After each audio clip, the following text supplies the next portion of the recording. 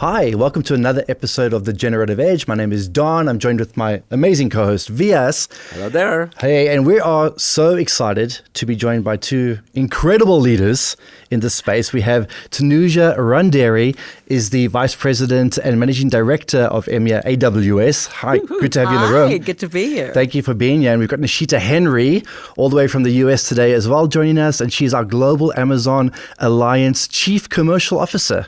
Hello, nice to be here. Good to have you with us. Thank you both for making the time. We're actually in Stockholm today. It's the AWS Summit here in Stockholm, so lots of buzz, very exciting. Could you tell us very quickly, Tanuja, starting with yourself, what it is that you do on a day-to-day basis? Yeah, no, thank you. And we are in Stockholm, and it's very exciting because today is Partner Summit, and then tomorrow is our main summit. But look, what do? I have the opportunity and the privilege to leading this incredibly diverse region called EMEA, which is everything from countries like the UK all the way to South Africa. And the excitement to work with someone like Nishita, actually, and the team at Deloitte to be able to bring all of your industry solutions together with all of our amazing technology, all your services with our capability to these customers so we can help them accelerate the adoption of AI and cloud. And I'll tell you, it's super, super important. It's what gets me out of bed every single morning because we are literally early. It's only 10% of workloads have really moved to the cloud, and we pioneered the cloud, 15 years ago? Sure, yeah. So there is just a lot to do. And I think with generative AI, which I'm sure we will talk about soon. All the hype. there's just a lot to do to get that acceleration in place. And so that's what gets me super excited. And of course, the ability to impact society, climate change, and bring more people into the digital economy. Yeah. Amazing. Thank you for being here again. Just so excited to have you here. Nishita, what does your day-to-day look like? I want to just expound on what Tanuja said. We're very excited to be here in Stockholm and here together. Because in my job, right, and honestly, I've been with Deloitte 20 years. This is absolutely the favorite job I've held here. And what does being the Chief Commercial Officer for Amazon mean? It means that I am the 360 kind of relationship owner. So it's what we sell to Amazon and AWS because we do a lot for your products so that we understand them and can help our clients with them. What is it that we buy from you? Because we build solutions on the AWS platform. And most importantly, what are we doing together for our clients? And how are we helping them transform into this new economy, into the new markets and expanding their customer base and also managing their internal operations?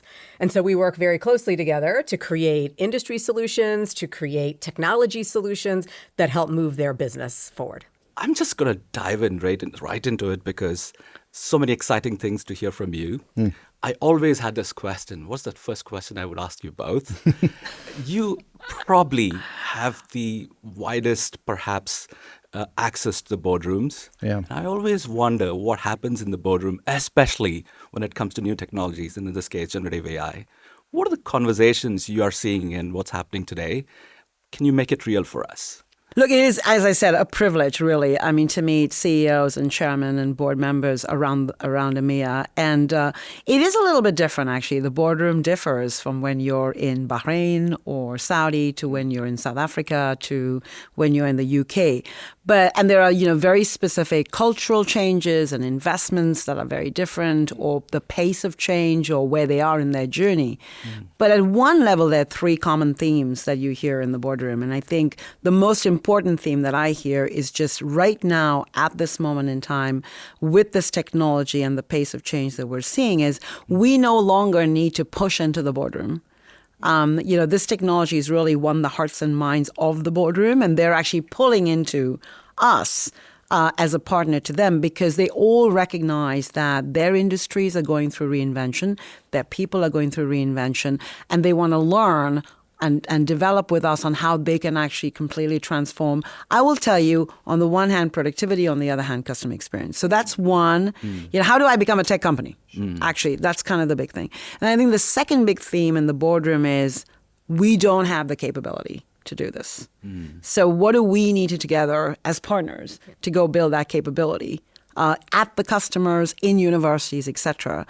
And then I think the final one that is absolutely on people's minds right now is how do we make it possible to accelerate adoption of this technology whilst also preserving citizens' rights, protection, data protection, making sure we're responsible in the way that we use this technology. So I think those are three. I'm sure they will resonate with you, and there may be some other things that you are picking up. Yeah, I mean, those are great. We're absolutely hearing the same things.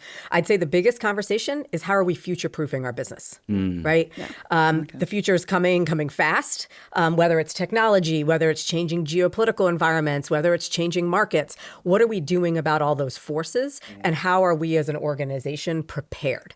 How are we prepared to take advantage of this new technology that will disrupt us if we don't use it to disrupt others? How are we taking advantage or understanding the regulatory environment so that we can respond accordingly and that we are prepared to meet that environment and to help our clients, your own customers succeed? And how are we managing our own internal operations so that we are as efficient as we can be as we pivot to thinking about, right, that future-proofing the external customer and making sure that we are a continued going concern right into the future. Yeah, and maybe just also building up, look, I think everyone can see this opportunity, and, whether it's Deloitte surveys or our surveys, we look at the numbers and everyone goes, oh my God, like $12 trillion could be unleashed. But I'll tell you, and I'm sure we'll get into it, I think what the boardroom is also saying, how do we make this happen? What do we need to actually make this happen? What are the risks that we need to do? And how do we ensure that whilst we're working on the risk side, we're actually also taking significant, steps forward for our own businesses so we don't get too risk-oriented and not too ahead of ourselves that we don't know what we're doing, right? So I think this balance of thinking big but also pragmatically executing is actually absolutely a big one, right? Yep. And that's kind of what you and I are doing, actually, is helping them get there. I think you've hit the nail on the head, right? So this is the constant ask, which we keep hearing. Like, is there a value? Is there a business case? We get it. Everyone is talking about it. We need to get into this wave, but we're not seeing the value. How do you address those pushbacks if you get, right? Because we constantly hear that. Would love to hear your perspective.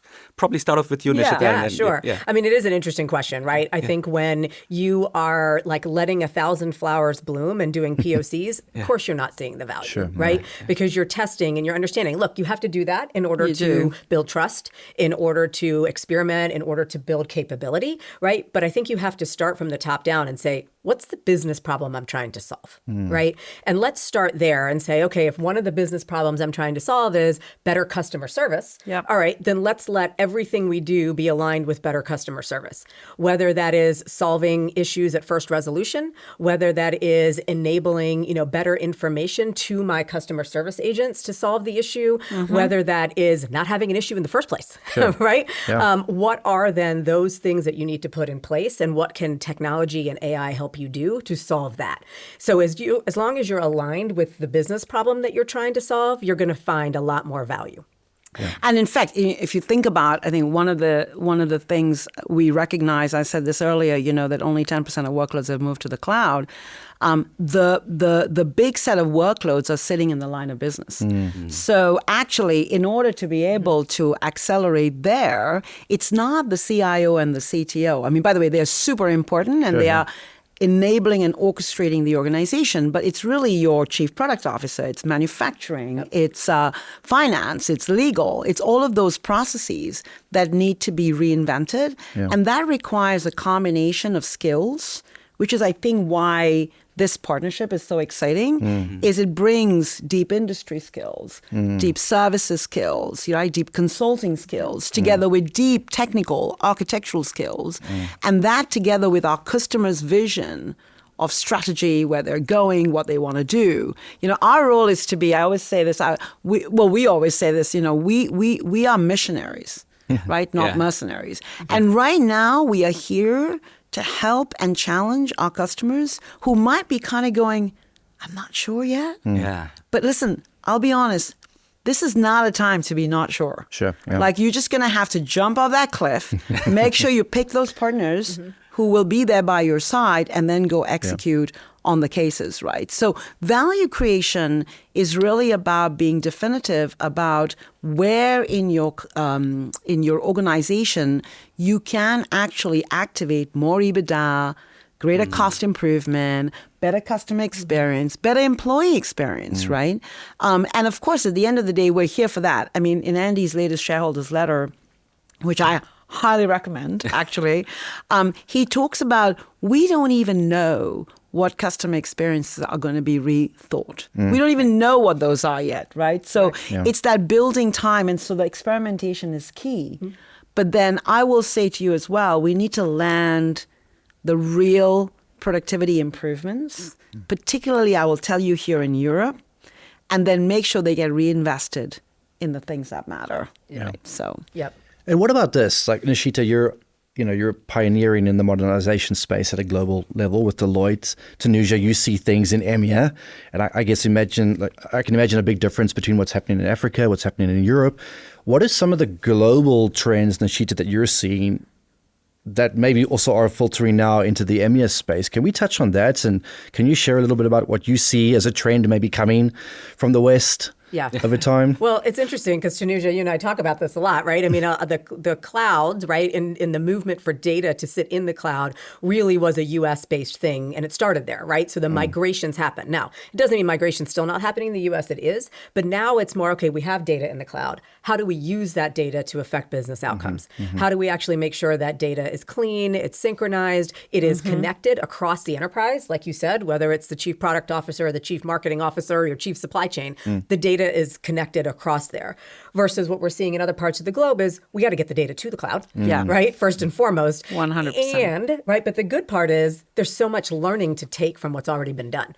You don't have to spend all that time relearning. There's now tools that automate it, right? There's now processes that allow you to cleanse your data better that will get you value faster than we had to do in the West, right? Because we were learning alongside the cloud journey. Yeah, I love what you just said, because we do get lost in the exciting technologies and we forget that actually foundations are key. So, I mean, for example, and we were together with your team, Nishita, in the Middle East recently, and look, it's super exciting what's happening there. Right? Really, really exciting, because there's a big vision to transform that economy from an oil-based economy to a knowledge economy.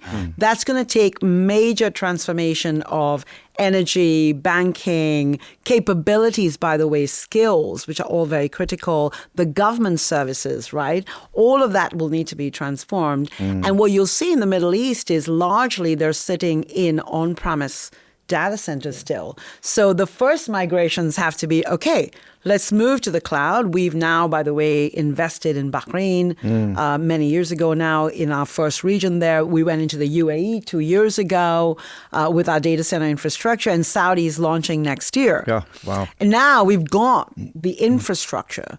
What we now do is actually come with customers along with Deloitte and say, okay, which process should we look at together? Now, how do we think about where your data is? Is it in the mainframe? Where is it? You know, do you want some things to actually just kind of go obsolete and not move them at all? Do you migrate first and then modernize? Do you modernize first, then migrate? There is no right answer. All of those solutions are possible, and I think that's where we are in the Middle East. But the vision is incredible, right, to become an AI-powered economy. And what we are, and we just recently announced, which I'm super personally excited about, is this relationship with Humane, which is who is the national AI champion for the for the Kingdom of Saudi Arabia. And together with Humane, we're going to land an AI zone into Saudi alongside our core cloud infrastructure that also comes next year.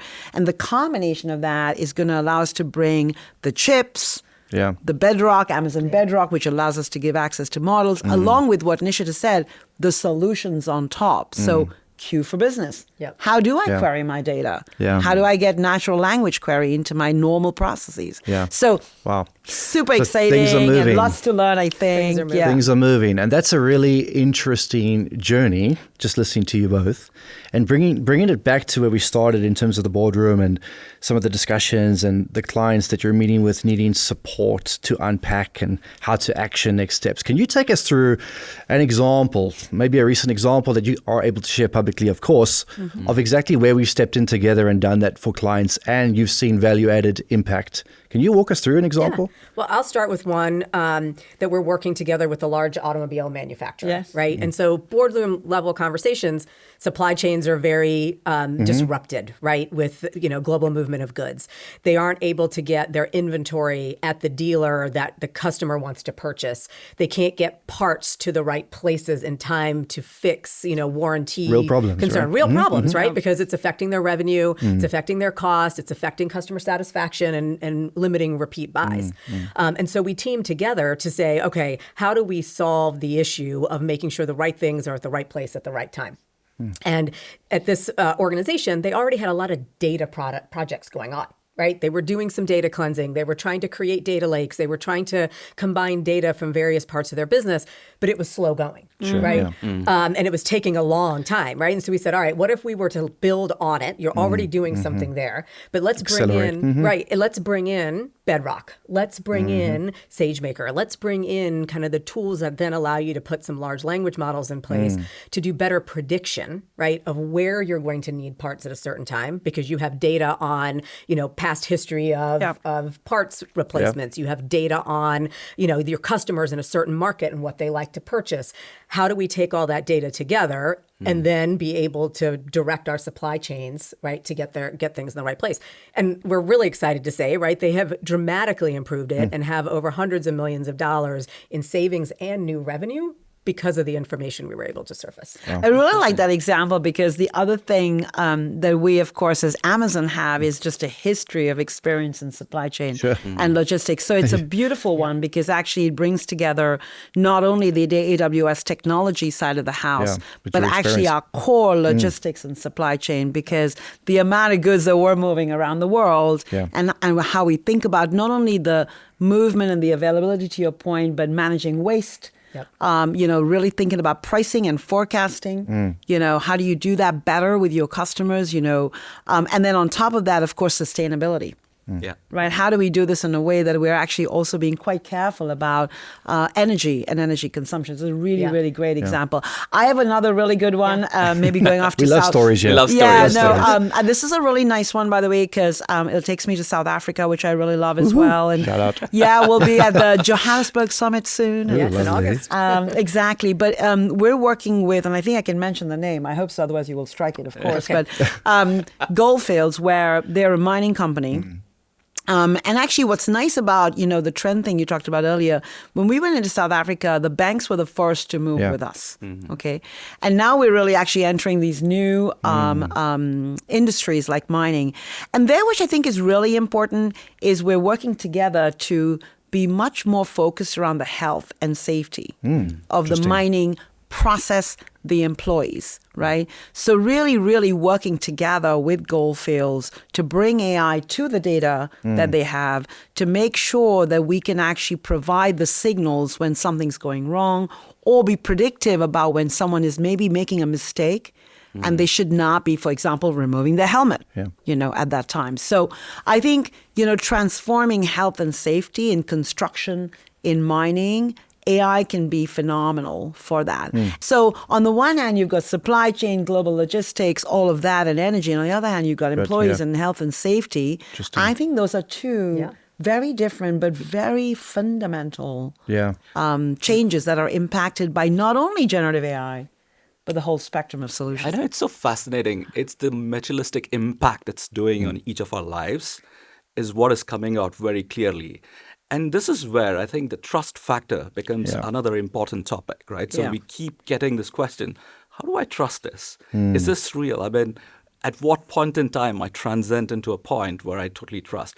What's your guidance for them? Because this is, I think, perhaps one of the most asked questions to us. I would love to hear your perspective, starting off with you. Look, I think we would 100% agree that security, citizens' right is so critical. And by the way, I think Europe has been ahead of anyone else when it comes to data protection, right? And so everything we build ground up knowing that the data, your data is your fundamental key asset, and that needs to be preserved, and it's in your control, and it's encrypted, and only you can actually do anything with it. I think this education is so critical. But having said that, I think we also want to encourage innovation.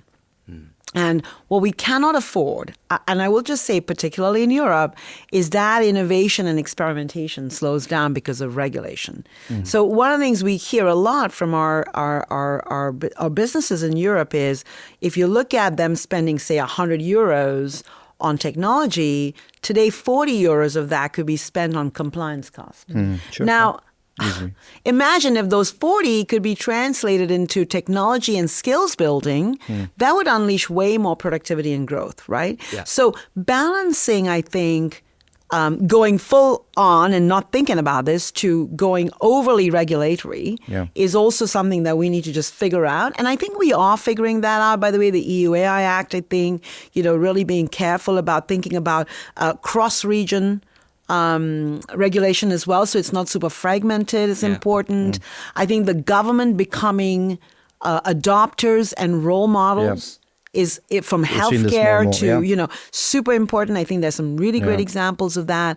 I think those things can really help us ensure that we set the right pace and trend while also being embedding responsible AI into the core of the infrastructure. So in Amazon Bedrock, we have something called guardrails. Sure. We give you that control, and it removes 85% of harmful content. So these are the things. There's technology, but at the end of the day, it's the people and the mindset and leadership commitment, to your point. And let's just not overregulate.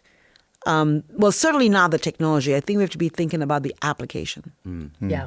I mean, at Deloitte, we talk a lot about trustworthy AI, right? Because we have to really understand, right, what the data is we're using, how that data may already have biases built into it, and how do we eliminate that before you actually use it at scale, right? Is that data protected? What are the privacy regulations? Who's accountable for it, right? Who's responsible for it? All of that framework, I think, at the board level, the conversations are happening around who is responsible. How are we implementing a trustworthy framework? How are we doing the right checks and balances? How are we making sure that we are enabling responsible AI, right? Because at the end of the day, we always say, look, the data is garbage, you're going to get garbage. And now with AI, you're making that an exponential problem. So you really have to understand that. Yeah, I think you're right. Like really focusing with our relationships with the large language providers, be that Anthropic, for example, where we're working on reducing hallucinations, our automated reasoning. All of this stuff is super important in the core, right? But the other thing you might have heard today, we announced actually, is additional governance and operating controls in Europe. So we announced that we were going to launch something called the European Sovereign Cloud, which comes this year to Germany. Super excited about that, actually. And today we announced some additional operational and governance controls. So this European Sovereign Cloud will be entirely independent. An independent European entity with an independent board. Catherine Renz is going to be our managing director. She's a German national. And we have increased controls. The data will stay entirely here.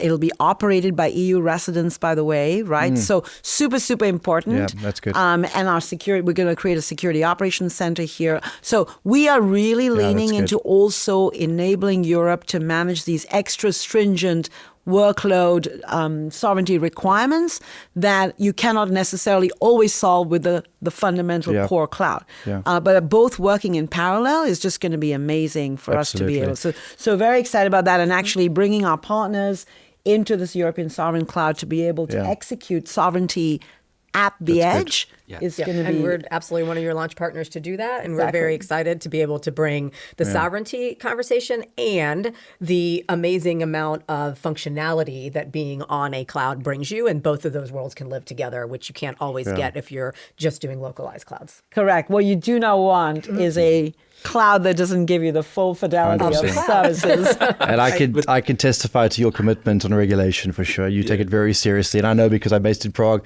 I work a lot in Central Eastern Europe. Yes. And your teams are leaning in heavily, especially in the banking, highly regulated industries, really working with our clients together to make sure that we can deliver the best to our clients right at the end of the day. So that's great. Say, with power comes more responsibility and regulation. And regulation. Right. And regulation. I mean, we've got a great example. I want to make this noteworthy in the public sector space, Irish Tax Revenue Services, which we can reference, right? There you're dealing with really sensitive information around taxpayers. But ultimately, in embracing trustworthy frameworks, making sure we use enterprise secure by design technologies out of core services from your platforms, we're able to basically take tax returns down from 6 months to 3 minutes, I believe, is the statistic at the moment. So that's just an incredible work effort on all parts. Love it. To make huge impact in that region as well. It's great. By the way, that one's Ireland, and I think we're doing the same in Bahrain as well, Bahrain. There we go. which is awesome. And, we just got, by the way, from the Cybersecurity Council in the UAE as well, we were certified, endorsed by them as a sovereign cloud. Oh, well, there we go. Which is phenomenal, right? And again, by the way, that's in partnership. I think partners really matter. Yeah. You can't do this alone. All right. I'll probably now peek into your mind and want to understand what's in the future. What comes next? What comes next? I wish we had a Enlighten crystal ball. us. I know. I- I'm not sure, do you? I know personally either. feel both of you have. We would like the world to know that. So love to hear what's next. Yeah. Well, I'll say, we haven't said the word agents in this whole conversation. Oh, Sure. thank So we goodness. must talk about agents and agentic workflows, right? I mean, I do think, the world is just starting to understand the power of AI, is now saying, okay, well, how do we use that to kind of augment human behavior, human work product with agents, right, that enable humans to actually perform the higher level work, the strategy thinking, the next set of products and solutions to build, right? How do we actually meet customer demand, whereas the agents are really helping you to execute on all of that and help all of us exponentially grow. So I do think the agentic workforces, I think we have to figure out, right? Everybody's got agents. Yeah. We got to figure out whose agents will do what. We got to figure out how those agents will work together, right? Yeah. Because, I've heard it said, you have HR for humans, right? The technology organizations are become the HR for agents. And how do we then have all those agents working together? When do you know when to retire one? How do you need to know when you know a new one, right? How do you train an agent? There's all kinds of things that are involved in that I think is yet to come. Yeah, I love that you mentioned agents. And at this point, we're putting on our matrix hats or Yes. whatever else. I think the other thing I would say is, what we've seen again, just coming back to Europe, is you have different segments using the technology differently. So, and I think this is something that we need to lean into and be cautious about and also help.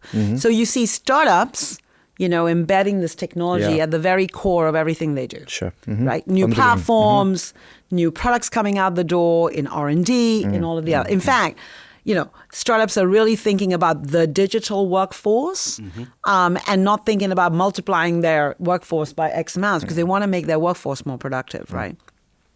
Enterprises are still working in, I would say, the productivity and efficiency cases. I see a lot more of that. By the way, phenomenal, don't get me wrong, like BT as an example, using Amazon Q Developer to launch code, which removes 12% of tedious tasks. Love it. They can That's then go huge. do the thing you said, which is strategic stuff. But I think enterprises leaning in also to embedding AI across workflows, using agents, to your point, will be super, super critical. So I think we need to make sure that this two-speed economy that we're seeing, and I think it will change, as people get more comfortable with it, they start using it, we train up their people as well, and regulation is also supportive, right? As you do all that, I think Europe is going to lean heavily into this. We're seeing major investments, as you know, around Europe these days, which I'm very, very excited about. I think industrial AI, I think that's one I want to mention. Industrial AI, I think, is going to be a very interesting place for Europe in particular. Yeah, agreed. The manufacturing sector has a lot to do. The banks have gone. Media companies, I think we've got a great example there too. Pharmaceutical. Yeah. We now got to get manufacturing, the heart of the economy is really moving. And I think with Deloitte, you've got like smart factory. Smart factories and all over the globe. All over the globe, Pretty exactly. well decorated there. Yeah. Exactly. So I think that's one I would say. And then I think the final thing is, look, we don't have a crystal ball. You're absolutely right. I think what we must do is just go back to certain basics, in my mind, which is, just ask more questions. Yeah, that's good. This is a time for us to go back to problem solving, thinking about what we're going to do to reinvent processes, get leadership commitment, continuing to drive this, and just be ready to disrupt yourself and I say individually disrupt ourselves, because I think that is where the world is heading. And I'm positive because I think technology has only always created more jobs. Yeah. But we must be careful if we don't train and we don't reskill, we're going to leave people behind. Yeah, that's true. I think we have to be curious, right? We Stay have to be- curious, stay working. And I'll just say one last thing around kind of the future. I think it's all going to be used for purpose, right? We haven't talked a lot about purpose, but a great example, we're working together with an education organization that's helping teachers adapt their curriculums for children that struggle with various learning challenges, whether it's dyslexia or autism spectrum disorders. Amazing. The fact that you can reach more children and truly help them and meet them where they are using this tech is something we all need to be focused on. How are we making this world a better place? Yeah, I love it. that. I love it. Agentic AI, purpose, enterprise AI, startup ecosystem, industrial AI. I think there's a lot, right? At the end of the day, meaningful change with a purpose-driven mindset. I love it. I wish I could continue to ask more questions. I'd sit here all day. We're if I clearly could. having fun. Well done. You guys were great. Yes. But we are to the end of the session. So thank you so much. And I Yeah. appreciate you coming and being part of the session. I think we've learned a lot. I wish I can continue to ask questions, but that's where we have to stop. For the audience, keep listening. Generate responsibly.